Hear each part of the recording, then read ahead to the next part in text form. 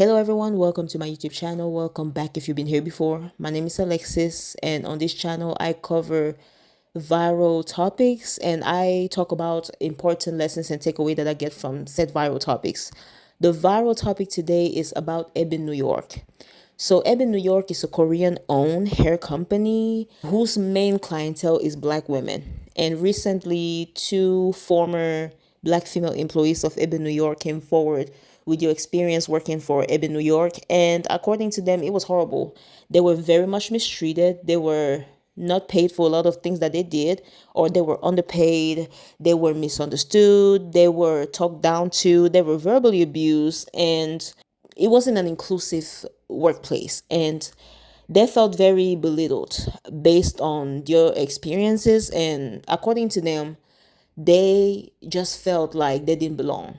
And this is kind of strange because EBIN New York is supposed to be a hair brand company that caters to primarily black women. So this kind of created a lot of noise on social media, which led to a lot of black women talking about boycotting EBIN New York. Now, black women have boycotted a lot of brands before, but they never really stood on business. And a lot of the boycotting pretty much fell off after a few weeks. As of now, I believe that EBIN New York has already come out with a statement about the whole thing, which I'm going to include a photo in this video. So the two ladies who came out, one of them is named Samiyah and the other one is named Imani. Samiyah was the first one to come forward, and she's the one who received the most attention, and I assume it's because she was the first one to come forward. And then Imani later on stitched her video, and apparently Imani worked for EBIN New York before Samiyah did. From what I know so far, Samiyah is looking into taking legal action because she was wrongfully terminated. They never really gave her an actual reason. So I'm going to go ahead and include Samiyah's story first, and then I'm gonna come back and make a separate video with Imani's story. To be honest, I feel like Imani's story didn't get as much shine as it should have, and I'm not sure why, because I think her story also has a lot of important details. But I really hope you guys check out Imani's stories. And when it comes to Samaya's story, let me go ahead and add this. This man, who apparently works for EBIN New York as well, I'm not sure what position he holds because I don't think he really mentioned it. He came forward and defended EBIN New York and pretty much claimed that Samiyah was too full of herself, and she is not telling the full story, and she's not so innocent. He claims that EBIN New York didn't do all the things that Samiyah is alleging that they have done. So I'm going to go ahead and include his video as well. And I will be back at a later time with my important lessons and takeaways that I have from this entire story. This really has to be talked about because a lot of times we, as women, especially women of color, especially black women, we really have to do a better job as to vetting who we spend our dollars with. So I just wanted to say that before we get into the video. Story time of me working for EBIN New York as the only black person in corporate. Honestly, y'all, it took a lot out of me to even make this video. It's been 3 months since I left the job. They actually fired me. Wrongful termination, but we'll get to that. It has just been a very long journey. EBIN New York is a very popular beauty brand. They are very known for their 24-hour edge controls. I'll put it right here. And they're also very known for their wig sprays. So hairstylists, listen up, because a lot of you, even if you're not a hairstylist, if you're a black woman, black people in general, listen up, because I was treated so horribly, guys. Like, I would go to the bathroom every day at work and cry. It was to the point where I just couldn't take it anymore. That's how bad it was. So I initially seen a job posting on LinkedIn for being their content creator, basically like the face of the brand. Just do like a quick couple of videos for them. So the HR lady, the company's very small. If that, like, the company is like 80 people or whatever. So there was only one HR person at the time. And this lady, she reached out to me on LinkedIn and she was like, oh, can you come in for an interview? Like, we would love to talk to you. So I'm like, yeah, sure. So I go in there and she's just like telling me all about the brand. And I realized that she kept saying like, oh, we're trying to make it more diverse in the office. We're trying to make it, she just kept saying that. We're just trying to make it more diverse in the office. So I'm just looking around and I'm like, well, there are a lot of Korean people. How are you guys doing this? Like, what do you mean? There's no black people at all? So she's showing me like, oh, they have like in-house beauty hairstylers, nail techs, lash techs, whatever, and they test out the products. They're not on a corporate side though. I didn't know this. I'm just thinking like, oh, okay, so I see some black women in the office, you know, cool. So I'm looking around, it's just nothing but Korean people. That still didn't bother me because I still seen like some black women in the office. So I'm like, cool, it doesn't matter. So she seen my resume and she was like, how do you feel about actually working full-time as a marketer, social media marketer? And I'm just like, yeah, that's fine. Like, I could come into the office every day and, you know, do marketing. That's what I went to school for, communications and marketing. So I took on a job.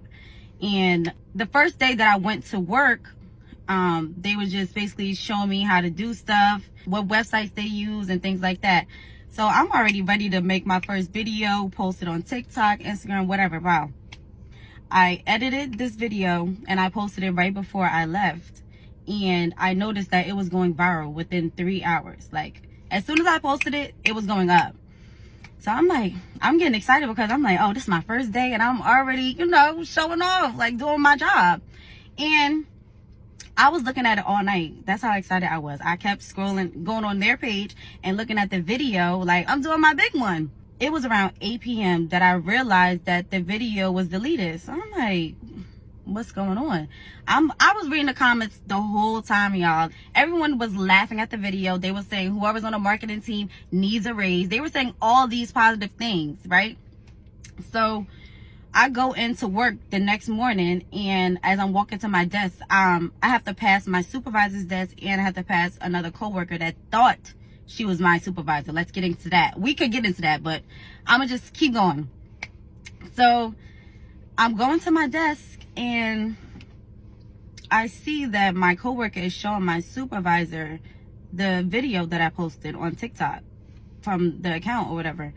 So I'm like, they're just like literally looking at it or whatever, like reading the comments. And I'm like, hey, good morning. Yeah, why did the video delete? And all I know is that they looked at me and they were just like, there was too many negative comments. So then I go on the account and I, you know, look at the comments. I'm like, there's no negative comments. Someone was saying like, oh, the person that posted it, like the marketing team, I mean, the company better be black owned or something like that, because the video was funny. It was about SZA, I think it was. Like, it was about a black person doing a wig. It was some creative thing that I did. It was just all jokes, and it was good for marketing. So I was like, there's no negative comments here. And, you know, I felt some type of way because I'm like, it was my first day. I made a video go viral. Y'all needed help. Y'all needed help going viral and, you know, keep marketing these products and stuff. And I'm over here doing it on the first day, and y'all trying to figure out one little thing. Y'all see one little comment that says something, you know, a little negative to y'all, and y'all want to delete it. That's not how this works. Like, yeah, we got to get some tough skin around here if y'all want to keep going up in this company. So I let that slide. But ever since that day, I realized like everyone was just in competition with me. I don't know if that makes sense, but it was just like they were no longer trying to teach me anything. They were no longer First of all, I realized, let me just backtrack. Ever since that day, they had started speaking Korean the whole time in the office, in the marketing room. Korean. I had no conversation with them. They would speak to me whenever they told me to just do something. They would have meetings in full-blown Korean. Even the CEO would come in and speak in Korean. And nobody thought to even, you know, like, look and be like, oh, let's just speak in English for now. You know, we do have a black lady here that's just not Korean, and she doesn't know anything that we're saying. So I just started feeling uncomfortable. I'm like, there's no way that, you know, everybody was speaking English in the beginning. The first day that I was there, you know, being very nice. And now all of a sudden, everyone's just speaking Korean the whole time, giggling, looking at me, laughing about things. And I have no idea what any of them are saying. So literally the next week, I came into the office. I go in the bathroom. I come out.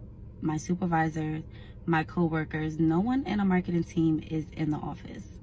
So I'm like, I know for sure the day before, my supervisor was telling me like, oh, we're going to go to New York to set up for this TV show that we're doing or whatever. So I'm like, I know they did not leave me in the office by myself while they're in New York. Like, they went to the New York office. So I contacted my supervisor right away, and he's like, oh, yeah, we did leave you.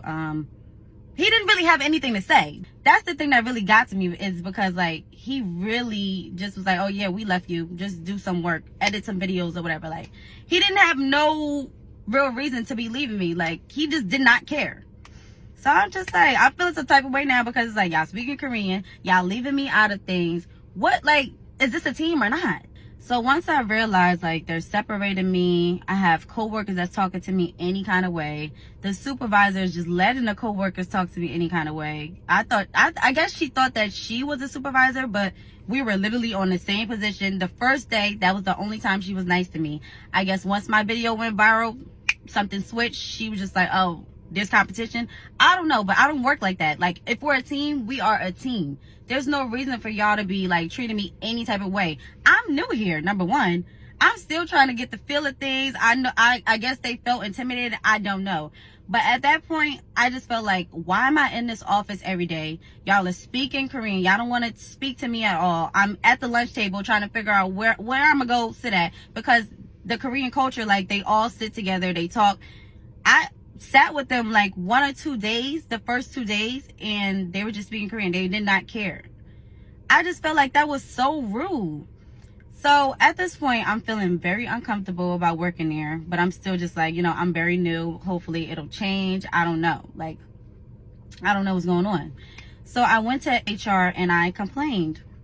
Y'all know when people say like HR is not on your side, like HR is not your team, they're just here to protect the company. That's 100% true. In this case, I went to the HR lady and I was telling her, like, I feel very uncomfortable. There are incidents that's going on, and I just feel like something has to be done, because this is not the way I know that, you know, a corporate is supposed to be ran. And I'm not supposed to be getting treated like this. I'm a new employee. I'm doing what I'm supposed to do. And I still feel like I'm being left out. Why is that? So she's just like, oh, I understand. Like, I'll speak to the marketing team. I'll speak to your supervisor. I try to get them back on track and try to get them, you know, to work with you. When I tell you guys, I worked since August. I was complaining all the way up until January about these things. I even had to take a mental health leave because of this. It was messing with me every single day. The way they treated me, it was like they were micromanaging me a lot. So the Korean culture, like work culture, is very different. I get that. But the way I'm saying they're micromanaging me, every employee at EBIN New York, they have to write down their daily tasks in Asana, right?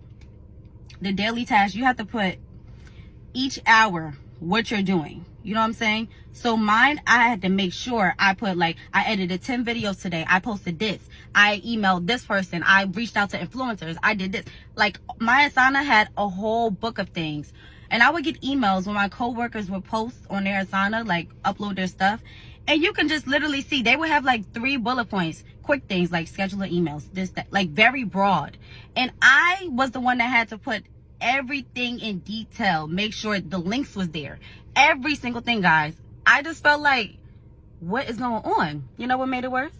The CEO of the company decided that I need to start having presentations with him, the vice president, HR, and the whole marketing team. And I had to let him know exactly what I was doing. I had to show him every post that I made, everything that I edited, everything, you know, outreach to influencers, every single thing. So at this point, I'm a little frustrated, because it's like, now it's new other Koreans coming in doing the same thing, you know, like marketing and things like that in the same marketing room.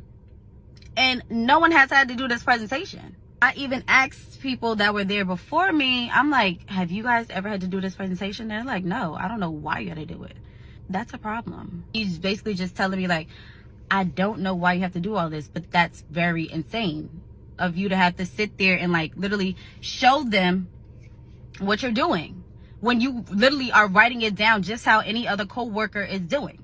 What really made me feel some type of way is the CEO still didn't care. Like he just had this look on his face, like a disgust look. And I was just like, are you okay? Like, what's going on? He's just like, I just don't see. Like, I just don't get what you do, or I don't get your job.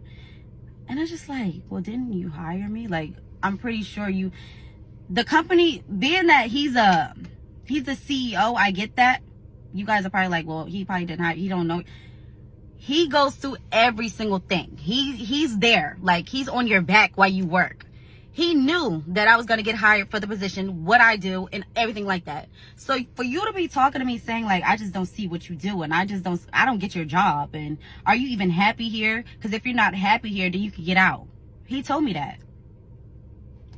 At this point, I just felt like, I sat there and asked him, I said, are you talking about the HR complaints that I've made about me feeling uncomfortable in a marketing room? And right then and there, you know, HR, everyone is in the room.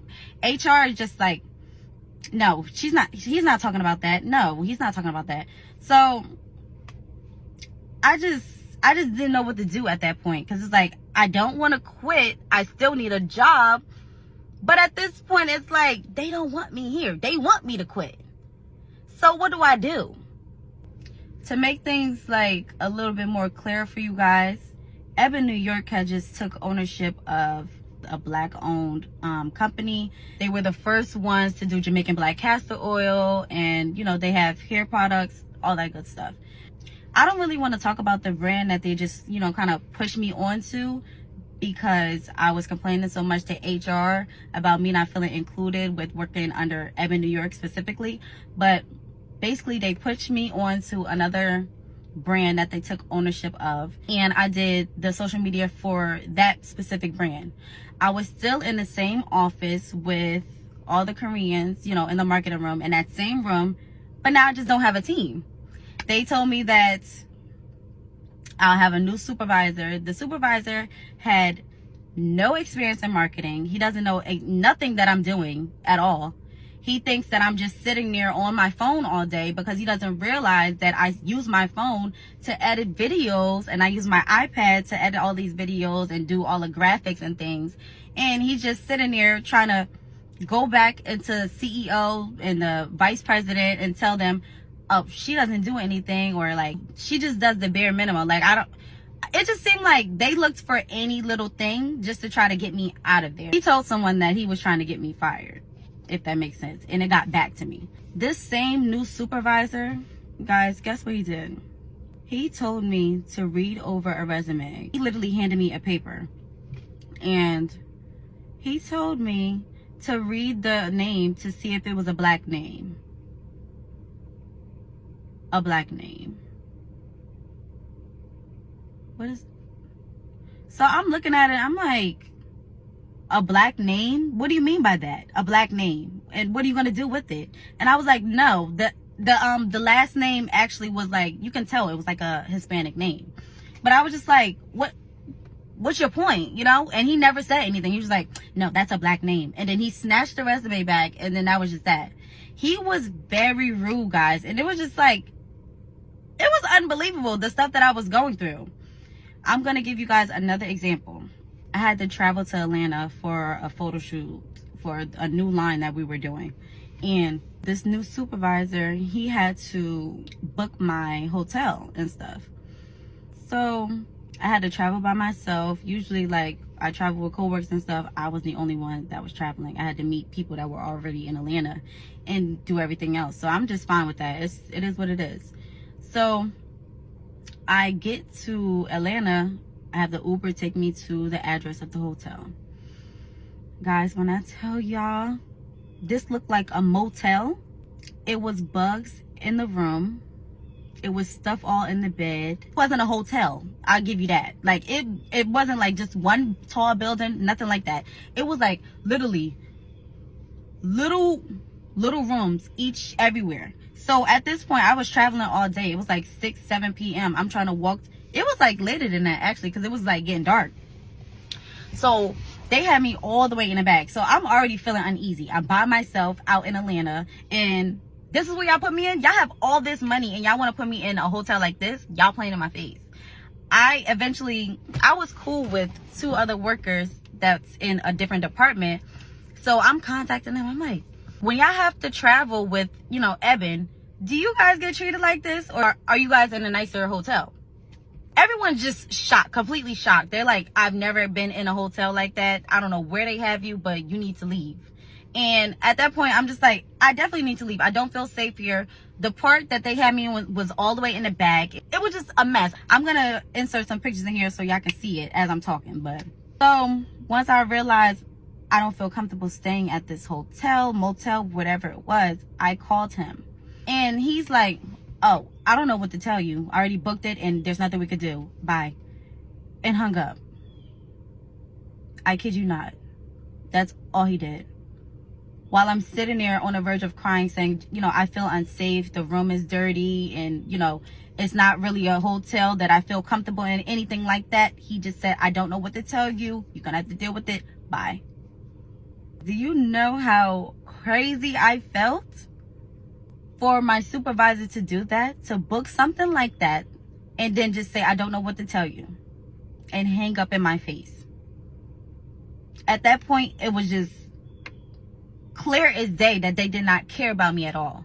They just wanted me to get some work done, and that was it. If I didn't want to quit, they were going to just show me that you need to just quit, because that's it. I have like a whole list of stuff in my iPad that I wrote down each and every day. That's how bad it was, guys. Like, it was always something going on inside this office with me. It was like they were just attacking and attacking. And I had to just go to the bathroom every day and just cry and call my mother or call someone and just tell them what's going on. They couldn't believe I was going through all of that. And just to back it on up really quick, guys, there are 2 people that were working for the brand that they switched me to, if that makes sense. Like, they were on a contract because they still had to show the Koreans how to work, you know, how to work their company, if that makes sense. So I was in close contact with those 2 women, and one of the head of departments of marketing, he actually asked me, was I having a meeting with my grandmothers today? And by grandmothers, he meant those 2 black women, my grandmothers. Why would that be my grandmother?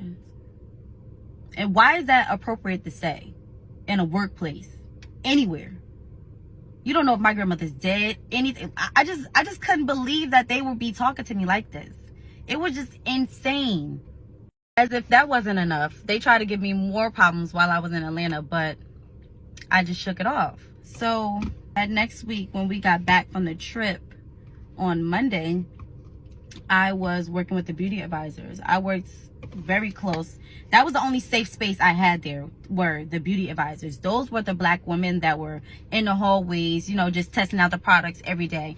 That was my safe space. So as much as I could, like, I would just go and sit with them and try to do as much content as I could, because I felt uncomfortable in that marketing room because no one was talking in English. No one was speaking to me. I just felt, you know, left out. So why not try to be around, you know, people that will actually speak to me or even speak English? So I'm sitting with them, and my supervisor, he comes over to the table. He's like, Samiyah, you spent $14 on food. I need the receipt now. I responded. I'm like, I'm sorry, because I did not know what he was talking about. And he's like, why do you have such an attitude? Like, he's literally yelling in front of the beauty advisors and at me, like, in my face, like, why do you have such an attitude? And I'm like, all I said was, I'm sorry, I don't know what you're talking about. Like, when did I spend $14 on food and drinks? Please let me know. So at that point, you know how when someone is like ready to say something else, but they're just like trying to hold their tongue? That's what he's doing. And I was like, I just genuinely don't know what you're talking about. He throws the receipt at me and it says, well, ask the head of marketing. The light went off, but we still going. So I go to the person that he told me to go to, which was originally my first supervisor when I first came to EBIN, New York. And I'm asking him, I'm like, all the expenses, receipts, and everything you have, like I gave everything to you.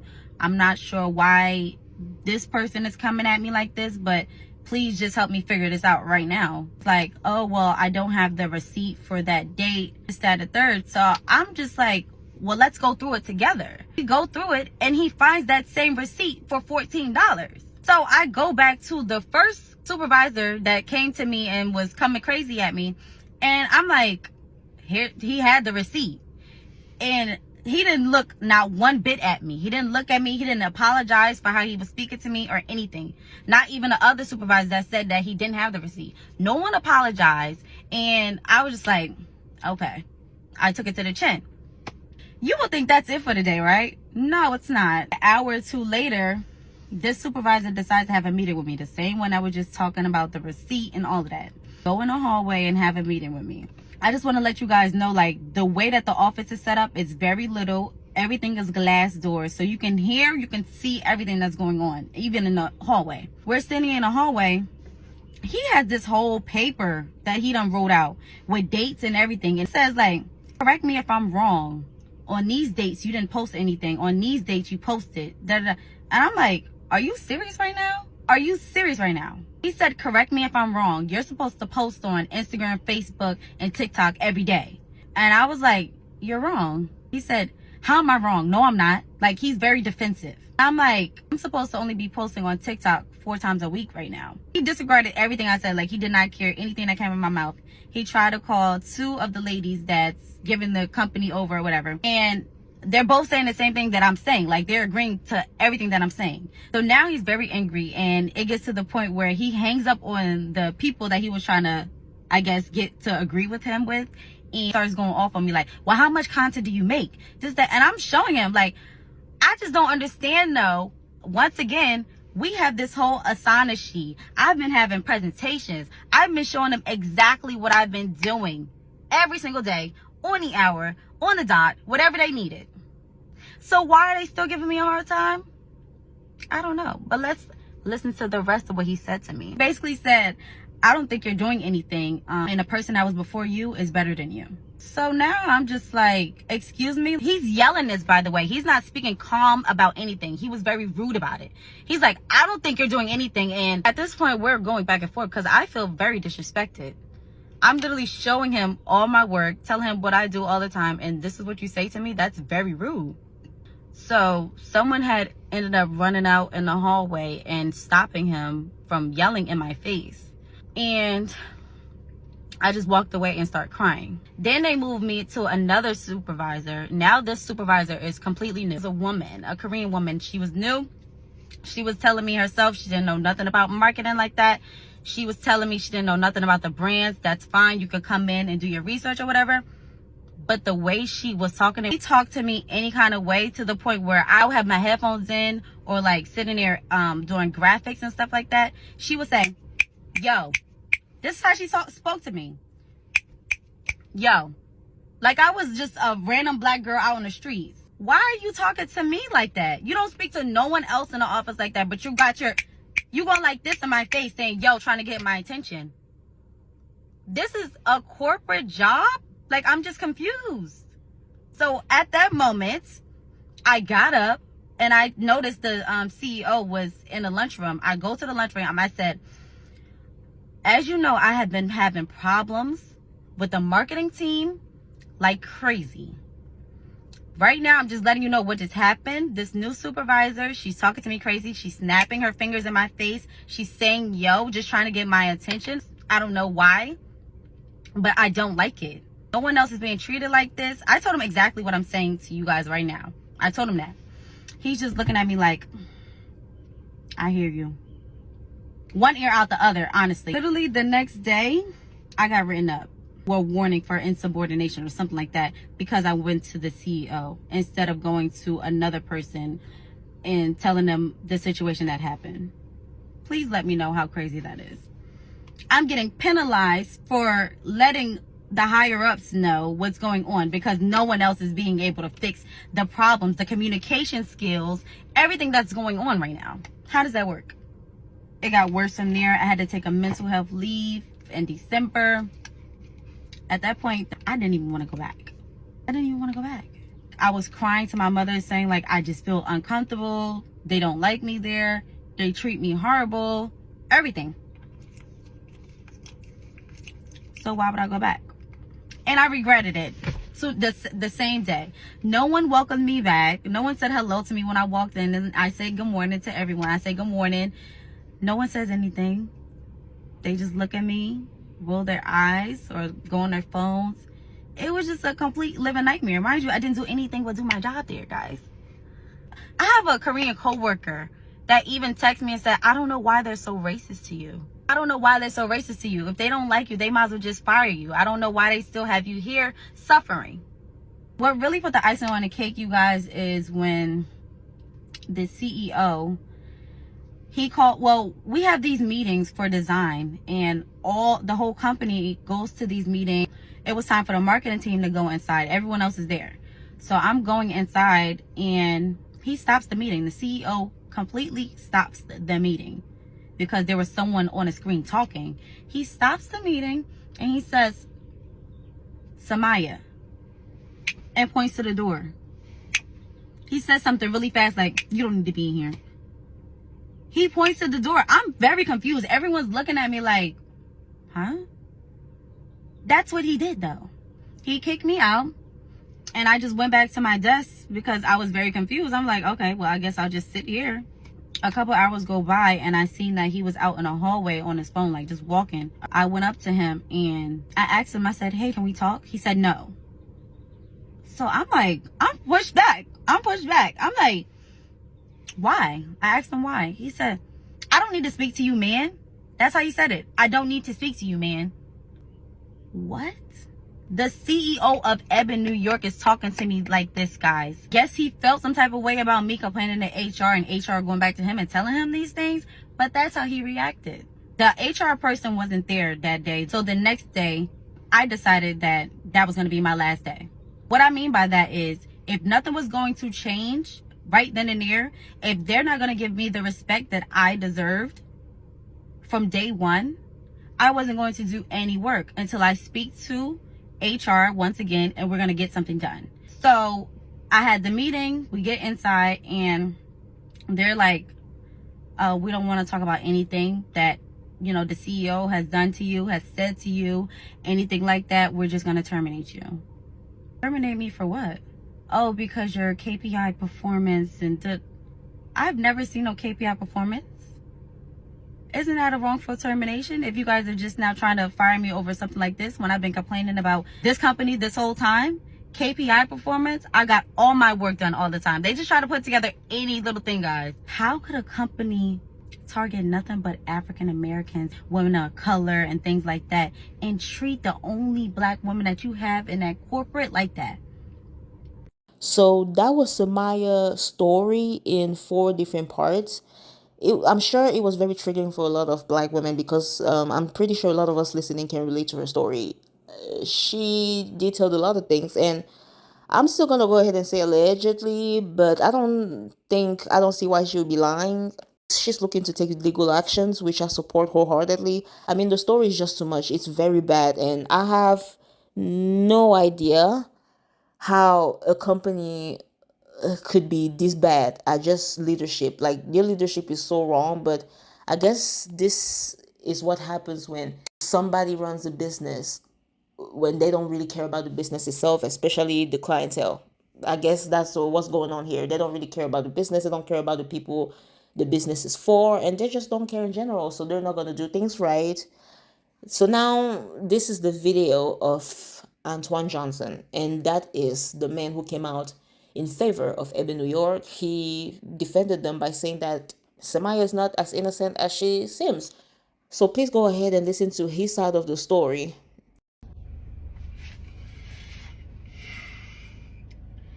So I wanted to comment on this viral video posted by Samiyah about EBIN New York. And I think it's important that the public knows the whole story, the truth, the parts that were left out. And Samiyah, I want you to know that you've hurt other people in your journey for being selfish. So, I'm Antoine. I am the executive producer and director of the TV show Fashion Moment, which we partnered with EBIN New York, in which I met Samiyah on set. And that show was created by Black people to put Black and brown people on television to give them opportunity to be seen, all while winning a cash prize and working with a global brand. As you know, throughout the season of filming, the prize changed to the winner of the show becoming the first ever face of EBIN New York. Now, if we could just take a pause and talk about Samiyah's video, which stated she reached out to EBIN because she wanted to become the face of the company, a model for the company, and do content. So we got that. It ended up that she gets a corporate job, which is fine, which is great, which I applauded her for when we met on set. I was very proud of her to see a Black woman in those spaces. However, her ulterior motives were to be the face of the company. And I know for certain that she inserted herself in many things to ensure that for herself. And I'm okay with that because that's just the nature of how this industry is. Nevertheless, the show's over. A face was named. There was a winner. That winner and Samiyah were friends and continued a friendship. And I feel like Samiyah took advantage of that for her own gain. Just my opinion, but what do I know? I've only been seeing this for a long time. So here are the questions that I have. Samiyah, you talked about this video that you created for EBIN that went viral. The question the public should be asking you is, did you get permission to post that video? And I'm sure the answer to that is no, because I know the EBIN policies. And then ask yourself what you've done and ask the public, why did they take it down? And you've made it very clear. It was funny. It was about SZA. It was hilarious and people thought I should have got a raise. But then there were also people who said, I hope this is a Black-owned company, which means it was derogatory. And it's in direct violation of the policy of EBIN to post anything that is inflammatory towards Black women. So not only did you post something that you didn't get approval for, but you also broke policy, which leads me to the next point, your treatment. The folks at EBIN, and I've worked with them for a while now, and I've worked in the Korean community with Shake and Go hair as well. So I've been doing this for a pretty long time, but the culture is to be the best. And like you said, competitive. And the people over there want the best and only the best. And that's why they're hard on people. And clearly it worked because you took an opportunity to show people that you are the best by violating policy and putting up a video at the end of the workday when everyone was gone. You knew it was wrong. But I digress. It is so unfair that myself and other people can't do the work that we need to do because an entire community is mad at a company that not only agreed to partner with me on the show, but agreed to partner with me on the show in the spirit of linking our communities together. And so I accepted that job to bridge the gap between the Asian community and the Black community. And you have single-handedly undone the work that went into making that happen. Not to mention, with the girl who's currently the face of the company, going to the public schools in different cities, talking to the Black and brown kids, participating in their after-school activities, EBIN providing product for those kids. We're doing fundraising for those students. And this is all documented. You can see it on the website. You know, Fox 29, the new face, she goes on TV, she talks about the asbestos in the school system and how EBIN and her came together to help the kids. So, you know, EBIN is doing, now I guess now's the time, you know, we're launching a beauty bar in Philadelphia, you know, where they're giving people who not necessarily are financially stable to sell their products and stuff like that, the opportunity to do that. They're looking out for the community. And you just really made this hard for all of us.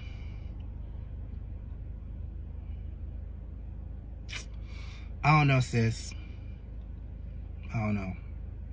You might want to consider telling all of what really happened, because in the next couple of days, I'm not sure that I'll be able to limit myself to this particular conversation, because I'm 100% sure that I know all the facts. And I know everything you did. I know all the lateral moves made to keep you on board. Everything. I know it all. So, in the spirit of protecting myself and my company that I worked hard for, and the college degree that I got, I think you should be more honest with your followers.